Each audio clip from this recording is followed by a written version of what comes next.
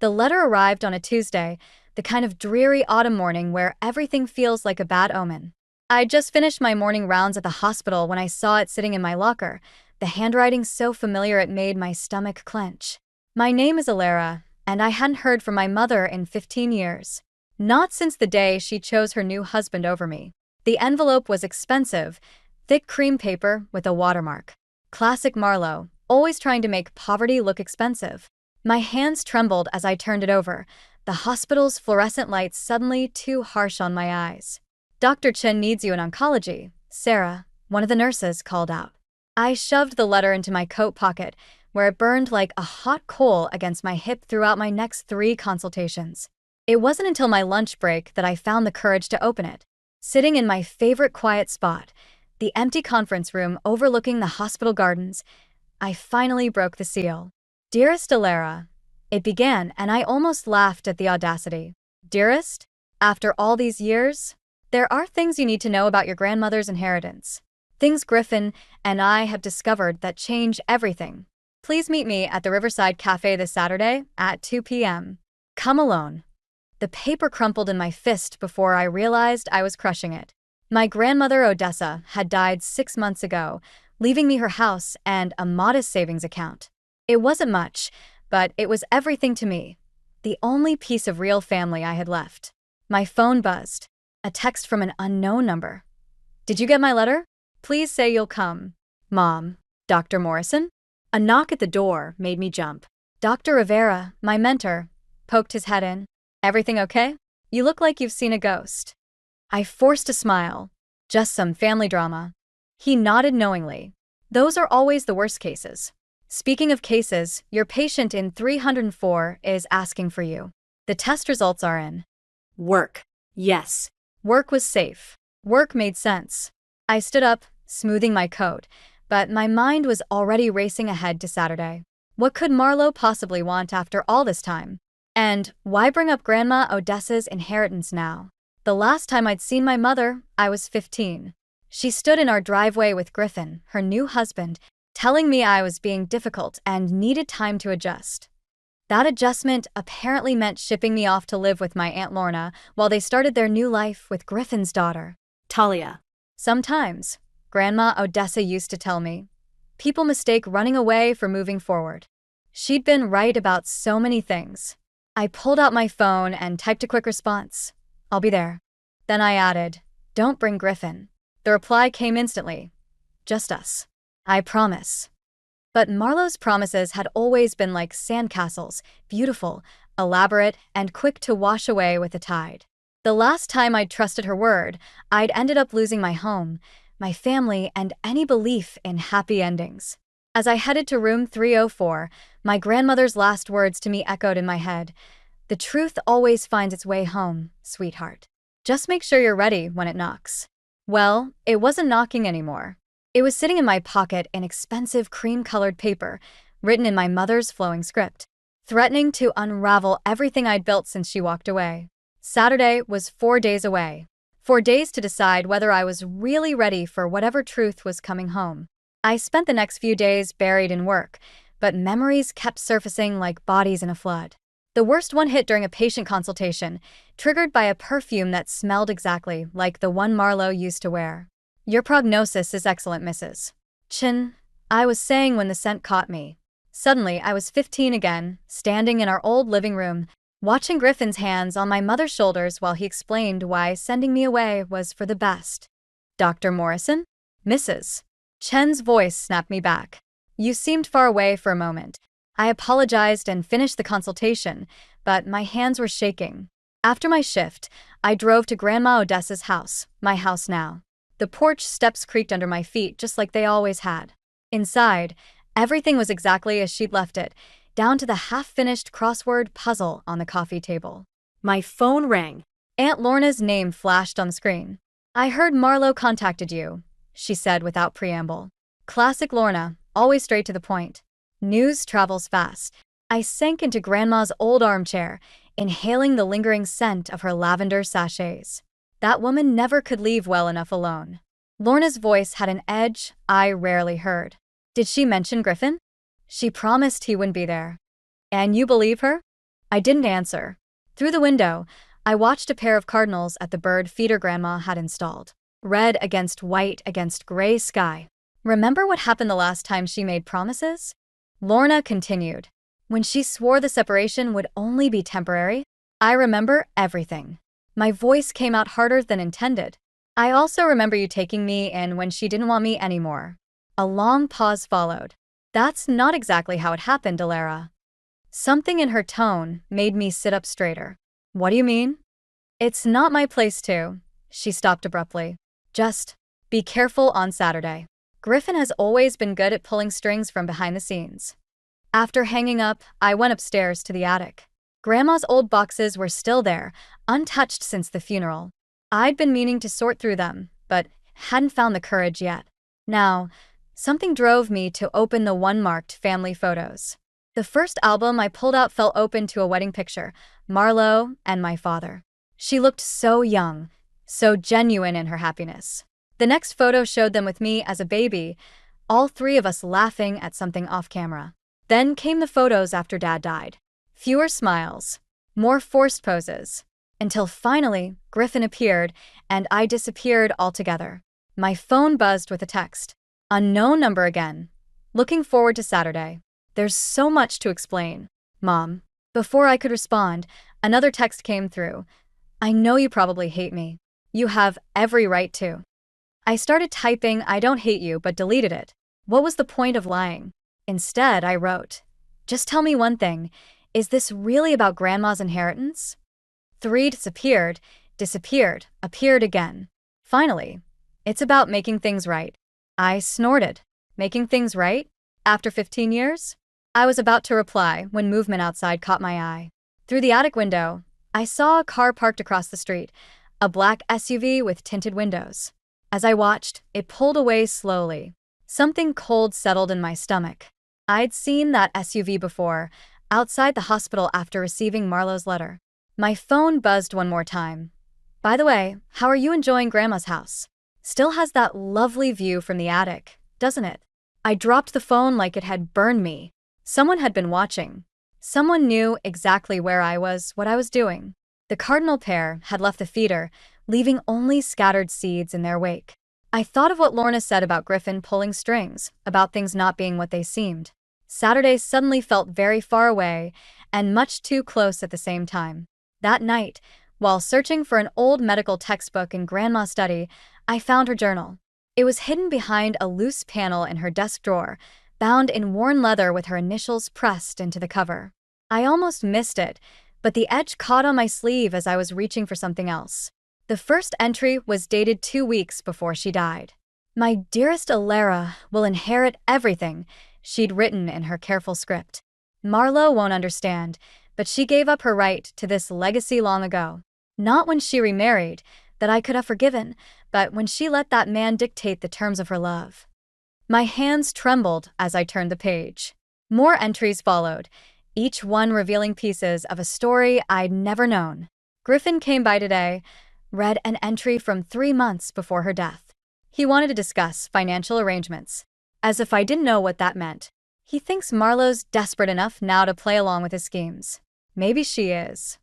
The doorbell rang, startling me so badly, I dropped the journal. Through the window, I saw a familiar figure on the porch, my stepsister, Talia. I know it's late, she said when I opened the door. Her eyes were red-rimmed, mascara slightly smudged. I need to talk to you about Mom and Dad. I hesitated, but the raw desperation in her voice made me step aside. She'd grown up since I'd last seen her, no longer the wide-eyed 7-year-old who watched me pack my bags. They're planning something, she said, pacing the living room. Dad's been meeting with lawyers, going through Grandma Odessa's old papers. Mom keeps crying when she thinks no one's watching. Why are you telling me this? Talia stopped pacing. Because I found these. She pulled out a stack of letters from her bag. They're from Grandma Odessa to Mom, written over the years after you left. Dad doesn't know I have them. I took the letters with numb fingers. The first one was dated just after I moved out. How dare you let him make this choice for you, Marlo? Your daughter needs you, not his twisted version of family loyalty. The money isn't worth this. Money. It always came back to money. There's more. Talia said quietly. Dad's in trouble. Serious trouble. The kind that makes people desperate. He thinks Grandma Odessa left something valuable behind, something more than just the house. A memory surfaced. Grandma at her desk, carefully wrapping something in silk before locking it away. She'd caught me watching and smiled. Sometimes, she'd said, the most valuable things look worthless to the wrong eyes. Why should I believe you? I asked Talia. You're still their daughter. Because I remember watching you leave. Her voice cracked. I remember asking Mom why my new big sister had to go away and seeing Dad smile when she couldn't answer. My phone buzzed. Another text from Marlo. Changed my mind. Let's meet tonight instead of Saturday. Same place. Please come now. Talia read the message over my shoulder and went pale. Don't go. Dad knows about the journal. He's been watching the house, waiting for you to find it. As if on cue, headlights swept across the windows. The black SUV was back, idling at the curb. He followed me, Talia whispered. I'm so sorry. I thought I was careful.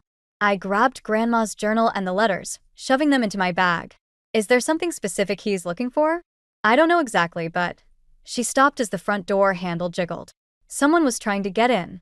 The back door. I hissed, pulling her toward the kitchen. There's a path through the gardens. As we slipped out into the darkness, I heard the front door open. Griffin's voice carried through the house. Check everywhere. The old woman must have left some clue about where she hid it. Whatever it was, I had a feeling the answer was somewhere in the journal clutched against my chest. Grandma Odessa had wanted me to find it. That much was clear. But as Talia and I crouched behind the garden shed, watching shadows move through my grandmother's house, I realized finding answers might cost more than I was ready to pay. Talia and I spent the night at Aunt Lorna's house, huddled around her kitchen table with Grandma's journal spread between us. The kitchen clock ticked past midnight as Lorna paced, phone pressed to her ear. Your mother's not answering, she said finally, setting the phone down. And neither is Griffin. Look at this. Talia pointed to an entry in the journal. 2 months ago, Grandma wrote about a safety deposit box at Riverside Bank. My eyes caught on the next line. The deed must never fall into Griffin's hands. He'd destroy everything Marlo's father built, just like he destroyed their marriage. Deed. I looked at Lorna. What deed? She sat down heavily, her face drawn. The old factory on River Street. Your grandfather's legacy. It's worth millions now that the city's redeveloping that area. But that closed years ago, I said. The building closed. The land rights are another matter. Lorna reached for an envelope in her purse. Odessa gave me this before she died. Said to open it if anyone came asking about property deeds. Inside was a single photograph, my grandfather standing proudly in front of the factory, arm around a much younger Marlo. On the back was written, the true inheritance lies beneath. My phone buzzed. Marlo again. We need to talk. Griffin doesn't know I'm contacting you. Please. It's a trap, Talia said immediately. Dad's probably right there with her. But something in the message felt different. The previous ones had been polished, careful. This one was raw, desperate. I started typing a response when Lorna grabbed my wrist. Wait. There's something you both need to know first. She took a deep breath. The night Odessa died, Griffin came to see her. I was there, in the next room. He threatened to expose something about Marlo, something that would send her to prison. What could Mom have done that was that bad? Talia whispered. Your father's construction company? Lorna looked at her. The one that made him rich overnight 15 years ago? That success came from stolen documents, property plans your mother took from her father's office before he died. The timing hit me like a punch. 15 years ago. Right when Marlo married Griffin. Right when I was sent away. My phone buzzed again. This time a photo. Marlo in what looked like a basement, holding up today's newspaper. Below it, time's running out. Come alone to the factory. Now. I have to go, I said, standing. Elara? No. Lorna blocked my path. This is exactly what Griffin wants. He's using Marlo to get to you, to get to whatever's hidden at that factory. Look at her eyes in that photo. I insisted. She's terrified. And for once, I don't think it's an act. Talia stood too. Then I'm coming with you. No. I gathered the journal and photo. You need to take these to the police. Tell them everything about Griffin's threats about the property deed. And what about you? Lorna demanded. I thought about all the times I'd imagined confronting Marlo, demanding answers about why she chose Griffin over me. Now, seeing her fear in that photo, I realized maybe she never had a choice at all. I'm going to do what Grandma Odessa would have done, I said. I'm going to save my mother from the man who's been controlling her for 15 years. As I headed for the door, Talia called out, "What if it's too late? What if she doesn't want to be saved?" I paused, remembering Grandma's last words about truth finding its way home. Then at least I'll know I tried. Sometimes that's all we can do. The night air was sharp with autumn chill as I walked to my car. Somewhere across town, in an abandoned factory, my mother was either waiting to be rescued or helping set a trap. Either way, I was done running from the past.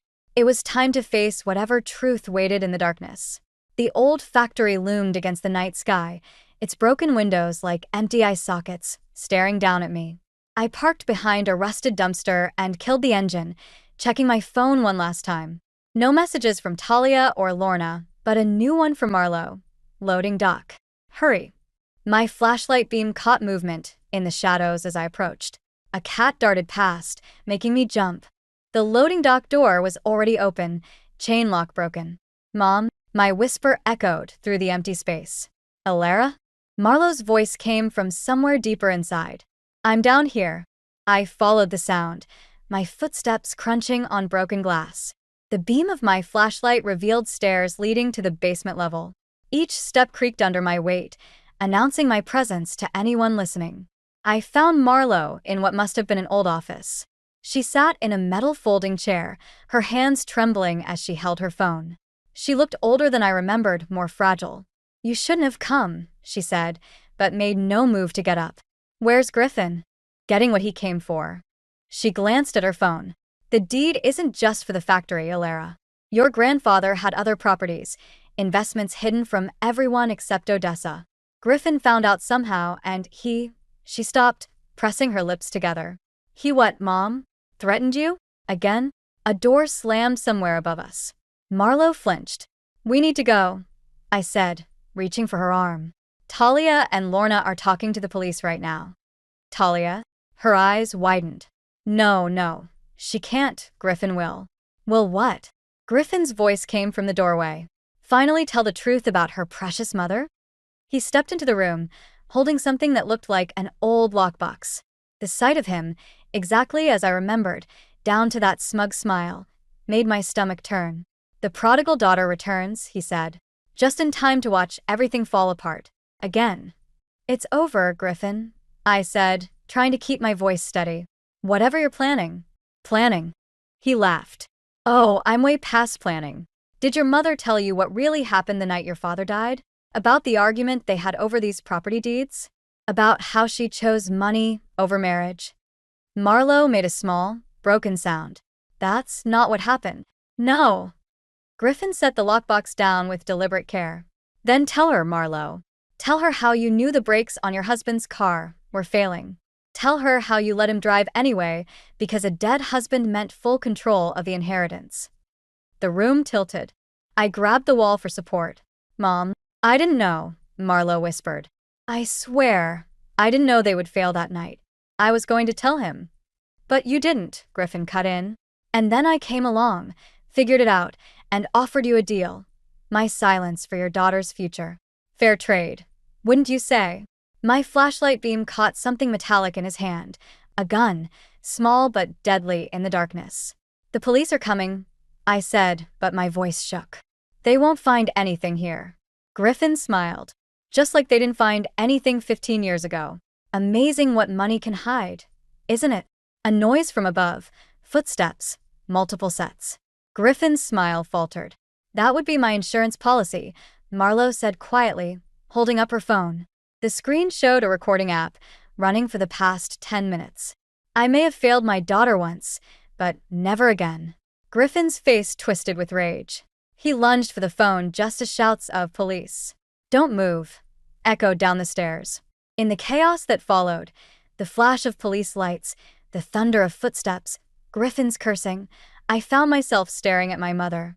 She looked back at me, tears streaming down her face, still holding her phone like a shield. "I'm so sorry," she mouthed. "But sorry for what? For my father's death? For choosing Griffin? For 15 years of silence? Or for making me realize that sometimes the truth doesn't set you free, it just gives you new chains to break?" The police interview room felt smaller with each passing hour.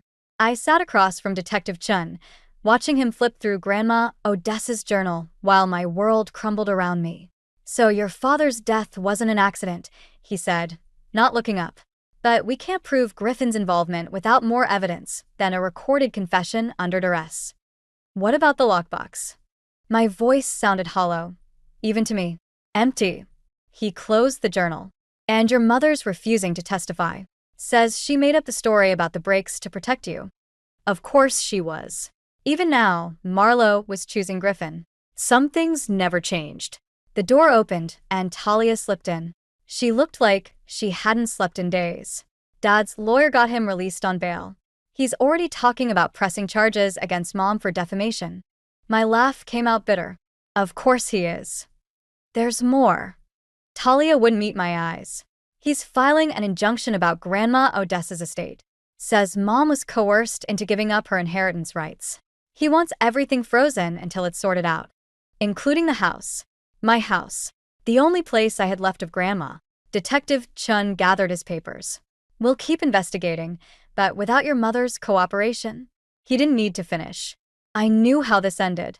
Griffin would walk away clean, just like he had 15 years ago. Only this time, he'd take everything Grandma Odessa had tried to protect. Outside the station, rain fell in sheets. Talia grabbed my arm before I could reach my car. "I found something in Dad's office," she said, voice low. "Bank statements showing transfers to the mechanic who worked on your father's car. Regular payments, starting the week before the accident and continuing for years after." "Can you prove it?" I took photos, but... She swallowed hard. "He caught me. Said if I showed anyone, he'd make sure Mom took the fall for everything. She'd go to prison, Alara." And there it was. The perfect trap. Griffin had spent 15 years building it, layer by layer. Now we were all caught, me, Marlo, Talia. Even Grandma Odessa hadn't escaped his web. My phone buzzed. A text from an unknown number. "Meet me at the house. One last chance to fix this." Don't go," Talia pleaded. "He'll be waiting." "I know." I got into my car. That's counting on it. At Grandma's house. All the lights were on. Griffin's car sat in the driveway, next to Marlo's. As I walked up the path, I remembered Grandma's words from her journal. "The true inheritance lies beneath." I found them in the study. Griffin stood by the window, Marlo perched on the edge of Grandma's desk like a frightened bird. "Come to beg for a deal?" Griffin smiled. "I'm feeling generous. Drop everything, the accusations, the investigation, your claim to the estate, and I'll let your mother keep her freedom." "No." I looked at Marlo. "You don't get to threaten us anymore." "Alara, please," Marlo whispered. "Just let it go. Like you let Dad go." The words tasted like ash. Or, "Like you let me go?" Griffin's smile widened. "Face it, you've lost. Just like your father lost. Just like Odessa lost." "No." I pulled out my phone, showed them the screen. A live stream, broadcasting everything to Detective Chun. "This time you lost." Griffin lunged for the phone, but stopped short as police sirens wailed in the distance. His face contorted with rage. "You stupid girl," he snarled, reaching into his jacket. "You think I won't?" A gunshot cracked through the room. Griffin stumbled, clutching his shoulder. Behind him, Marlo stood trembling, holding a small revolver, Grandma Odessa's revolver. "Not my daughter," she said. "Never again." As Griffin fell, something clattered from his jacket pocket, a key, old and brass, with a tag attached. In Grandma's handwriting, "Basement safe. The truth waits below." The sirens grew louder, but all I could hear was my heart pounding. We'd won, but at what cost? And what truth still waited in the darkness beneath our feet? While the police secured Griffin and paramedics tended to his wound, I descended into the basement, Marlo and Talia close behind. The key felt heavy in my hand, like it carried all our secrets with it. "I didn't know about this safe," Marlo said, her voice still shaking. "Mother never told me." "She told me." "I found the safe behind an old shelf, exactly where Grandma had described in her journal, the night before she died. The key slid in perfectly. Inside lay a single manila envelope and a USB drive. Wait! Talia grabbed my arm. There's something you should know first. She pulled out her phone, showing me a series of text messages. Between her and Griffin. About me. About watching the house. About making sure I found certain things at certain times. My stomach dropped. You were helping him? At first. Talia's voice cracked. He said it was to protect Mom. But then I saw what he was really doing, using all of us against each other. Just like he always has. Marlo reached for the envelope, but I pulled it away. Haven't you done enough? Elara, please. She looked older than I'd ever seen her. I know I don't deserve your forgiveness. But there's something you need to understand about the night your father died. I understand plenty. The envelope crinkled in my grip. You knew about the breaks. No. She took Grandma's revolver from her pocket, placing it on a nearby table. I knew about the insurance policy. Griffin convinced me your father was planning to leave us penniless. Said he had proof. I believed him because I wanted to believe him. Because being afraid was easier than being strong. Upstairs, we heard movement. Detective Chen's voice, other officers. Open it, Talia whispered. The envelope contained documents, bank statements, letters, photographs. Evidence of Griffin's long game, dating back to before he even met Marlo. He targeted our family, orchestrated my father's death, manipulated everyone around him. But the last document made my blood run cold. A contract signed by both Griffin and Marlo, dated the day before my father died. It was never about the money, I realized. It was about control. About making sure everyone needed you, depended on you, even if it meant destroying them first. He said he'd take care of everything. Marlo's voice was barely audible. I didn't know he meant. I never thought. But you suspected. The pieces finally clicked into place. That's why you sent me to Aunt Lorna. Not because you didn't want me. Because you were protecting me from him. Footsteps on the basement stairs. Detective Chen appeared, looking grim. Griffin's talking, he said. Trying to cut a deal. Says he has evidence that'll implicate everyone. Let him talk. I handed over the envelope. We have evidence too. Real evidence. Marlo stepped forward, shoulders straight for the first time since I'd seen her. I'll testify. About everything. The insurance fraud, the property theft, all of it. Mom, no. Talia protested.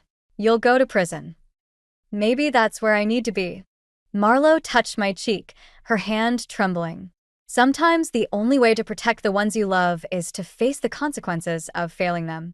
I caught her hand before she could pull away. 15 years of anger and hurt crashed against something else. Understanding. Not forgiveness. Not yet, but the possibility of it. Grandma's last words to me, I said quietly, were about truth finding its way home. But maybe it's not about finding truth. Maybe it's about being brave enough to face it when it arrives. Detective Chen cleared his throat. We'll need statements from all of you. As we climbed the stairs, leaving the basement and its secrets behind, I heard Grandma's voice in my head. The true inheritance lies beneath. She hadn't meant money or property. She'd meant truth, understanding, the courage to face our darkest moments and choose differently. Griffin had tried to bury us all, but he forgot one thing. Sometimes what's buried doesn't die. Sometimes it grows stronger in the darkness, waiting for its moment to break through to the light. 6 months after Griffin's arrest, I stood in Grandma Odessa's garden, watching Talia plant tulip bulbs in the autumn soil. The trial was over, justice served in measured doses. Griffin faced 20 years for fraud and conspiracy, while Marlo had accepted a plea deal, 18 months, with the possibility of early release. These will bloom in spring, Talia said, patting the earth smooth. Grandma Odessa's favorites. The word grandma no longer sounded strange coming from her. We'd both learned family wasn't always about blood. My phone buzzed, a text from Lorna. Visiting hours at 2. Still coming. You should go, Talia said, reading my hesitation. Mom's been asking about you. I hadn't visited Marlo since the sentencing. Part of me still wasn't ready, but another part remembered Grandma's last letter, found in that USB drive from the safe. My dearest Elara, by the time you read this, You'll know the truth about your father's death. But truth without compassion is just another weapon. Your mother made terrible choices, but she made them from a place of fear. Fear of losing you, fear of facing her own weakness. The real test isn't in finding justice, but in what you do with it once you have it. The foundation office called next. Another property sale had gone through. We'd been liquidating the old family holdings, transforming Griffin's web of lies into something meaningful. The Odessa Morrison Foundation now funded scholarships for children from broken homes, turning pain into possibility. Ready? Talia asked, standing and brushing dirt from her knees. The prison visiting room was quiet when they brought Marlowe in. She looked smaller in her institutional uniform, but somehow more present, more real than she'd ever been in her expensive clothes and careful makeup. "The garden's doing well," I said after we sat down. "Talia has quite the green thumb. Like your grandmother." Marlowe's smile was gentle. "I never took the time to learn from her. There's so much I never took the time for." "I found something else in the safe," I said, pulling out a faded photograph. From before Dad died. The picture showed all of us in this garden, me, Marlowe, Dad, and Grandma Odessa. We were laughing, covered in dirt from planting flowers. Happy. Real. "I remember that day," Marlowe whispered. "Your father had just finished telling one of his terrible jokes. Even Mother couldn't help laughing." "I'm starting a garden program here," I said. "For the inmates. The warden approved it yesterday." Marlowe's eyes filled with tears. "Ilara, you don't have to. I'm not doing it for you." The words came out sharper than intended, but softened as I continued. "I'm doing it because Grandma was right. Some things need to grow in the dark before they can reach the light." As we talked, I felt something shift, not forgiveness exactly, but understanding. Marlowe spoke about her therapy sessions, about finally facing her own choices. I told her about the foundation, about working with Talia to heal our fractured family tree. When visiting hours ended, Marlowe hesitated before standing. "There's one more thing you should know. The day your father died, I tried to call him, to warn him. I was too late, too afraid, but I tried. I've never told anyone that before." I nodded, letting the information settle. It didn't change anything, but somehow it changed everything. Outside, Talia waited in the car. The autumn sun was setting, painting the prison walls in shades of gold and shadow. I thought about Grandma's garden, about things buried and things growing, about how healing rarely follows the paths we expect. My phone buzzed one last time, an email notification. Another scholarship awarded. Another life changed. In the subject line, "Thank you for helping me grow." Sometimes the truest revenge isn't in destroying what hurt you, but in building something better from the ruins. Grandma Odessa knew that all along. She'd planted those seeds in all of us, waiting patiently for them to bloom.